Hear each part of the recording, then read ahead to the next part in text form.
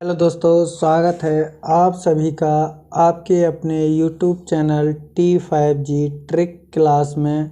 दोस्तों, आज हम आयतन पर आधारित प्रश्नों को हल करवाएंगे।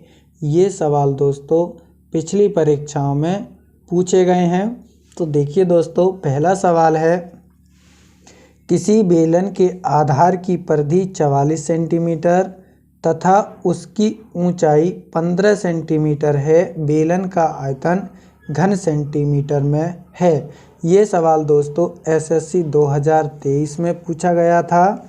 तो देखिए दोस्तों, जो बेलन होता है दोस्तों इस टाइप का होता है।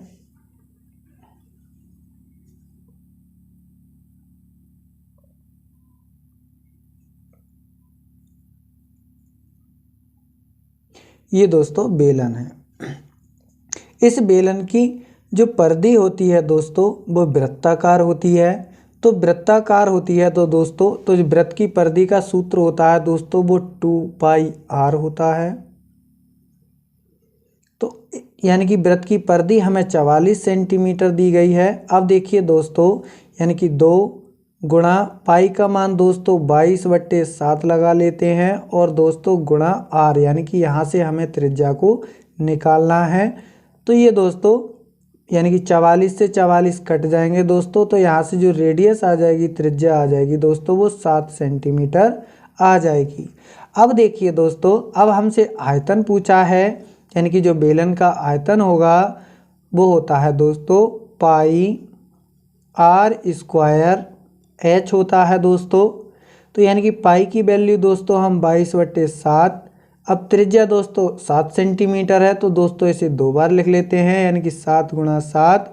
और ऊंचाई दी गई है दोस्तों 15 सेंटीमीटर। अब देखिए दोस्तों 7 से 7 को काट देंगे तो 22 सत्ते दोस्तों 154 होते हैं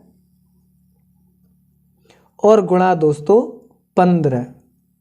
अब दोस्तों इनकी गुणा करेंगे आपस में, तो ये 15 चौका 60 का सुपर हासिल 6, 15 पंजे 75, 75 और 6 दोस्तों होते 81 का 1 हासिल दोस्तों 8, 15 और 8 दोस्तों 23, यानी कि 23×10 सेंटीमीटर क्यूब इसका वॉल्यूम हो जाएगा। तो इसका जो राइट ऑप्शन ए सही होगा। तो चलिए दोस्तों अगला सवाल हल करते हैं।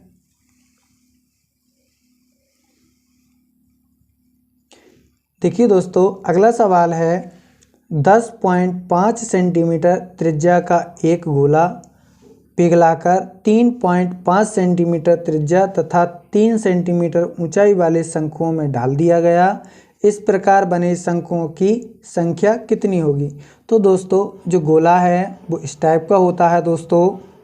अब दोस्तों पहले इसे पिघलाया गया, फिर दोस्तों कुछ शंकुओं में इसे ढाला गया। इस प्रकार के शंकु होते हैं दोस्तों, तो कुछ शंकुओं में इसे ढाला गया, तो उसकी संख्या हमें ज्ञात करनी है। तो दोस्तों यानी कि एक शंकु का आयतन और दोस्तों गोले का आयतन बराबर होना चाहिए।